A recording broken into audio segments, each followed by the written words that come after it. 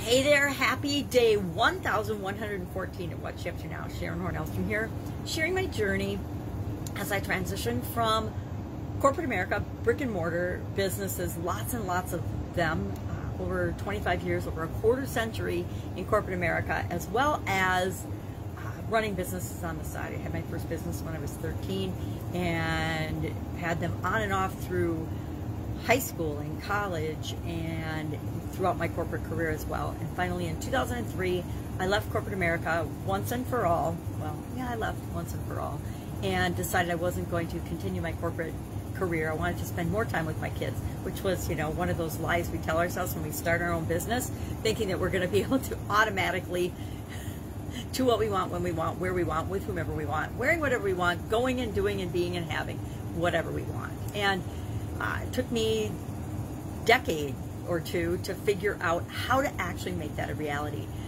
I remember creating about a 4-hour work week for my Italian food manufacturing business for me right before Tim Ferriss came out with his book, The 4-Hour Work Week, and read the book and loved it and realized, oh, well, he did all that with an online, remote, and different type situations, whereas I'm doing it with a hardcore brick and mortar manufacturing business. So there's similarities and there's differences. And so when I decided in 2017, after my divorce, to explore the world of the World Wide Web, the world of the internet, I thought after about a year of learning and making mistakes and struggling and falling into pits that I should have been able to, you know, pits and pitfalls that I should have been able to avoid, but didn't, I realized that there's this whole path that people, when they first go online, end up going through. And there's key mistakes we can make and obstacles that we can avoid if somebody tells us, if they show us the way. They're like, okay,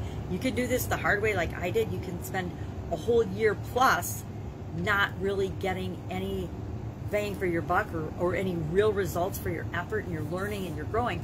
Or you can try these other things that you can earn while you learn. Who doesn't want to earn while they're learning how to do something? Who doesn't want to have income coming in while they're learning and growing and acquiring new skills and deciding where they fit in this whole online universe, and in the world as a whole, but in the online universe in particular? And so I like to share the stuff that I did that I really screwed up, and I like to share the stuff that's working for me. Now, I personally have done challenges for decades. Ever since I was a little girl, I would challenge myself to do things. You know, other people wouldn't say, hey, you have to do this. I would just make up these challenges for myself. And I found that if I determined and decided and set my mind to doing something, it was going to happen no matter what. But if somebody else told me I had to do something, that was kind of a crapshoot. Don't know if that was going to happen or not. It would depend how bought into the thing they wanted me to do was. And if I didn't buy into it 100%, it probably wasn't going to happen because it wasn't the right thing for me. So challenges have been my thing for a really long time. And the last year or so in particular, I've really gotten into doing challenges as a way to give back to other people, share my experiences, share the things that really work for me. Last year during the COVID challenge, or COVID-19, I was like, all right, I need to get up and go. I need to keep moving. I can't let things outside of me shut me down and stop me from achieving the goals and objectives that I want for myself and for my life and my family and my business and everything else. But there's a lot of pressure outside of us all the time, and things in our environment happen and they come into our life to challenge us. And I actually think they come in not to challenge us, but to ask us and check in on us and see if we're really serious about having and doing and being the things that we say that we want to be, having the things that we say that we want. We always say we want all these things, and you know, human beings, we are infinite want machines. As soon as we achieve a goal or an objective, guess what? The next one's already right behind it, waiting to become a part of our life. We're always going to want something more. Till the day we die, we're going to continue to want and desire things. And that's part of being human. We are creative, expansive entities, and we want to be always adding more to our lives. And there's plenty to add, right? There's plenty of abundance. There's more things out in this world than any of us, me included, could possibly ever imagine. Both good things and bad things. Now, I want a whole bunch of good things. I don't want any bad things. But some people we're all different, right? We're all different. So what we want and how we want it is different for each and every one of us. So I've been thinking and doing the challenge this year. Did 5 30-plus day get up and go challenges last year, which really helped me to continue to make progress toward what I want last year. And I didn't do it in January of this year. I thought, nah, I don't know if I want to keep doing it in 2021. Let's see how the year plays out. And I will say, as far as how I personally feel, January sucked. I was letting things outside of me in. I wasn't focused, and it's not like me to be not focused, especially in January. Usually that's my super energized, excited time of the year. And so I was like, this isn't right. And so I told myself by about January 7th, I got to do another challenge. I even if other people don't want to, I need to do it for my own sanity and to keep moving forward, to get up and go. So February 1st, we started the 6th 30-plus day get up and go challenge. Now, I like to align it with the months, but February is a short month, and I certainly wasn't going to have a February like January in terms of my energy and how I feel. So I just started at February 1st. We'll go a couple of days into March. I seem to be pretty good at crisscrossing challenges. I've been doing an annual challenge this is my 4th year in a row, but probably my 6th 365-day plus challenge or 365-day challenge. And this year we are doing one thing every day that centers you. From this little journal book, do one thing every day that centers you. I love these little journals. I discovered them probably around 2013. I don't remember when the first one came out, but a friend of mine and I were in a network marketing company, and we were scared to death. Not scared to death. We weren't comfortable doing a lot of the things that they had in their success system to be successful in this network marketing company. Mainly because they teach very old school techniques in that company, and now they've moved into this century, but I'm no longer a part of them. I decided I would go to the online world and do my own thing versus doing somebody else's system and platform and thing. But the first book like this was Do One Thing Every Day That Scares You. And it was all about doing a little thing every single day to stretch your comfort zone, to feel more comfortable trying new things and doing new things. Now, I've always been a get out there and do stuff kind of person, unless it's jumping out of airplanes and things. I always find an excuse to not do that. But so I'm not super adventurous, but I am a risk taker. I don't mind doing new things and trying new things. But that was outside my comfort zone. So every day, we of course failed miserably doing that book. We did it a day or two, and then we'd stop, and then we didn't do it for a couple weeks, then we'd pick up a day or two, and then we'd stop. And it didn't work for us in that setting and at that time. But when I came online in 2017, I started learning and studying with ClickFunnels and doing their certification program and things. That was the way I decided I would come and make my entry into the online world. Now, I didn't ever want to make funnels or sell funnels to other people. I wanted them for mine and my family's businesses, because we're an entrepreneurial family and we have a lot of businesses. So I wanted to have a structured way of learning. Now, I'm an engineer and so I've got a very analytical step 1, step 2, step 3 process-oriented brain. And so the certification program was perfect for me to learn all the material I wanted to learn in order to use funnels and things in my life. And you know, you could teach people how to do funnels for a year, but it doesn't have to be that complicated. I think one of the biggest lessons I've learned online is keep it simple. Simple and frameworked and straightforward, and then customize it for you is the way to go in just about anything and everything. I guess I knew that in my offline life, but in the online world, for some reason, I wanted to overcomplicate everything, and I wanted to learn everything myself. And I'm like, why in the heck would I do that? You know, I spent 40 years not doing everything myself. Then I come online believing falsely, of course, that I have to figure it all out and learn how to do and understand everything myself. And I'm like, I never understood everything about my manufacturing businesses. Why would I expect that I have to learn and know everything about how to do things online? It was just silly. But I probably spent a year in those learning loop thinking and believing that is what you had to do.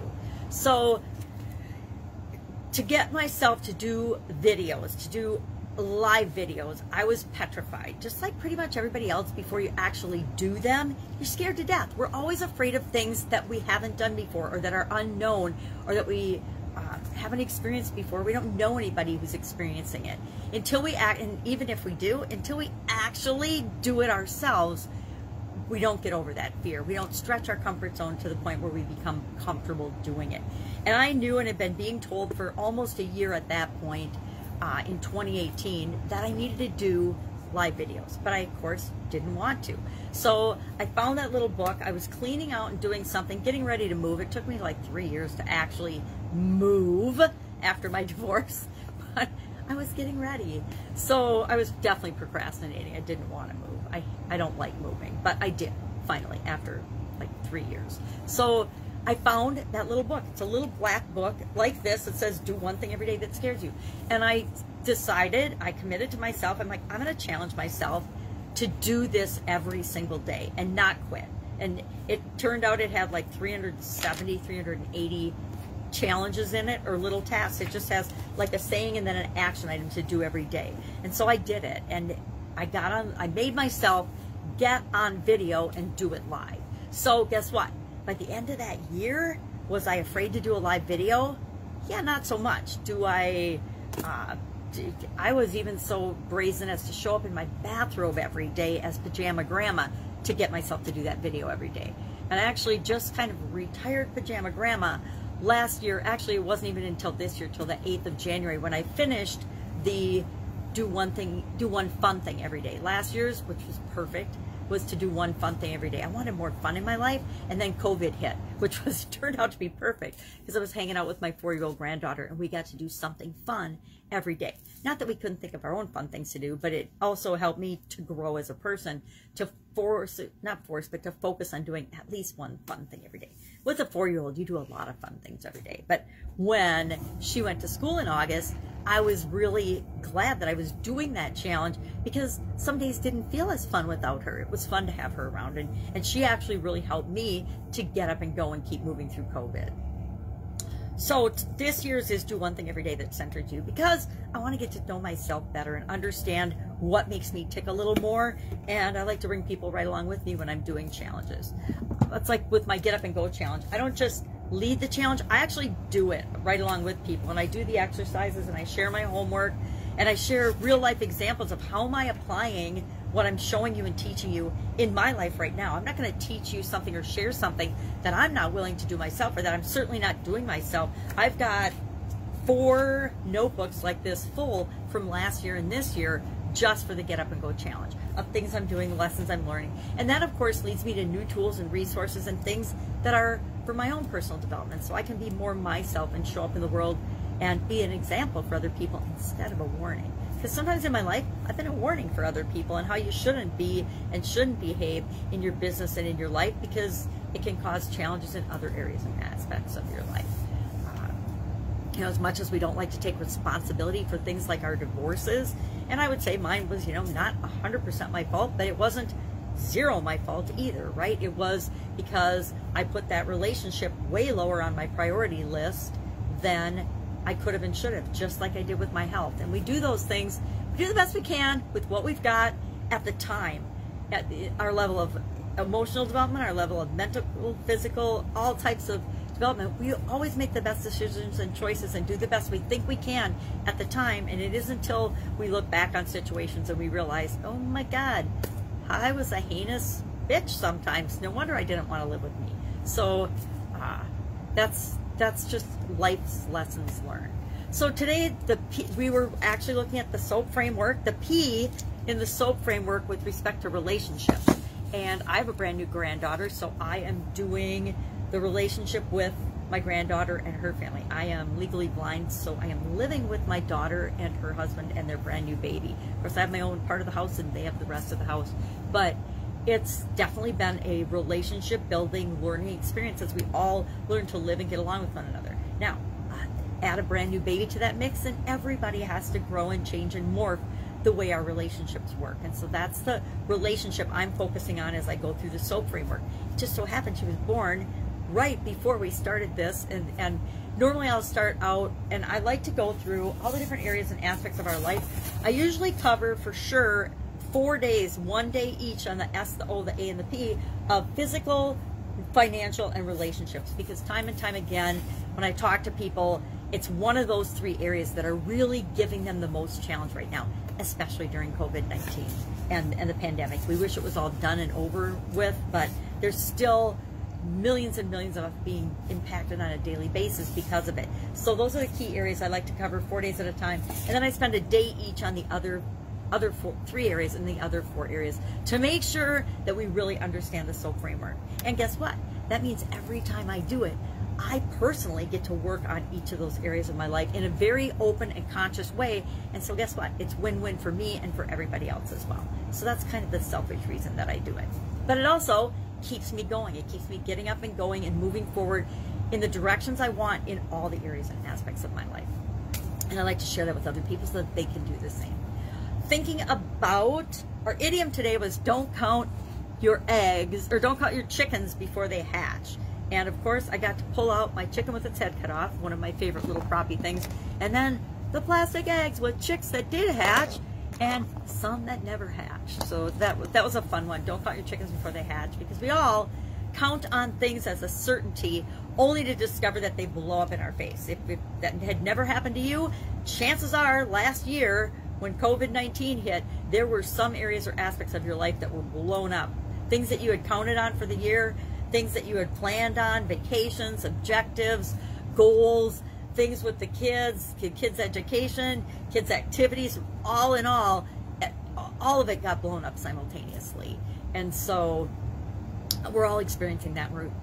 It has been a really positive experience in some ways and super negative in other ways. You know, we're having a cold snap where I live right now. It's, I think, I don't know, 7th or 8th day in way sub-zero temperatures. I think it was 24 below without wind chill last night. So I am starting to get a little cabin fever because I haven't been out and about, and I need to get outside and walk around. Keeps my brain a little bit sane.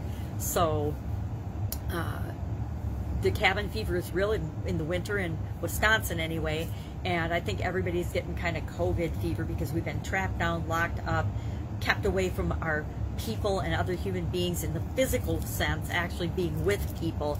And right, Zoom and technology and what Google Talk and all these tools and FaceTime if you've got the iProducts and video conferencing on our Android phones. Those are all available. We just did a video call last night with my mom, who's 84 and in Texas. And it's the first time she got to see little Quinlan, the new grandbaby. So that was fun, but it's not the same as being there and holding them. So we're working through that. Now, I'm actually going to be on one of actually a lady that I met her through a group I met her on LinkedIn and did one of her reading challenges. Now, if you're legally blind, guess what? Reading challenges are a real thing. They're a real challenge. I actually just blow the books up on my big screen TV is how I can make that happen.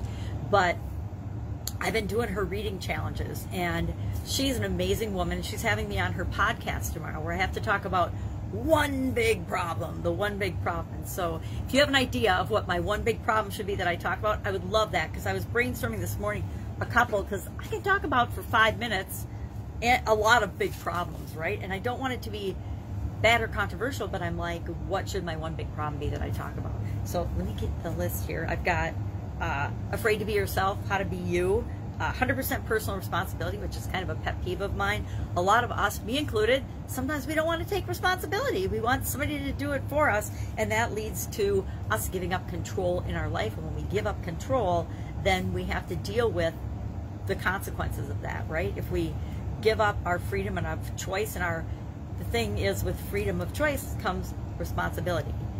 The thing with leadership comes responsibility. When we're leading people, we're now responsible for those people and their actions. We don't get to abdicate responsibility and say, oh, Joe did that, or Jane did that, or whoever, blaming someone else if we're the leader.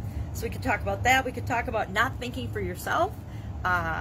All guilty of that as well. Sometimes we just want to go no mind, and we want other people to tell us what to do, what to say, what to think, and how to feel. It's not a very fun way to live, but we all do it at certain times in our life.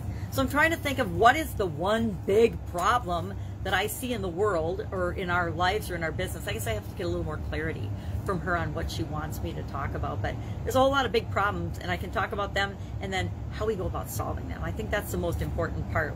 We're all really good at talking about whining and complaining, bitching and moaning about what is something we see as a a wrong or unfairness in life, but we forget the part about offering up solutions and then actually being part of those solutions. The more we're focusing on the problem, the more that problem grows. The more we're focusing on solutions, pretty soon that problem disappears and dissolves. All right, that's all I've got today. What am I working on?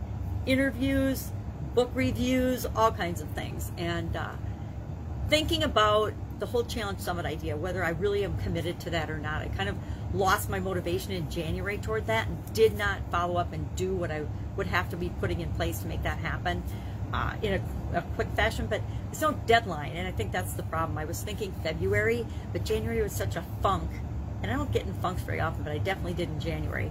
I didn't do it. I didn't feel motivated or inclined to do it, so I didn't. And when I don't do the steps that lead up to what I want to happen, it doesn't happen. So you have to make a yay or nay, yes or no, no or no go decision on that, and a choice, and decide, do I want to do it or not? And then maybe it's just the purpose of doing it. I need to revamp and get focused on why I want to create that, what that's going to create in the world, and who it's going to benefit before I can decide whether I'm going to do it or not. All right, any questions, any help, hit me up in the comments below or direct message me. Otherwise, I'll be with you tomorrow, probably pontificating on what I'm doing now. Have an awesome day.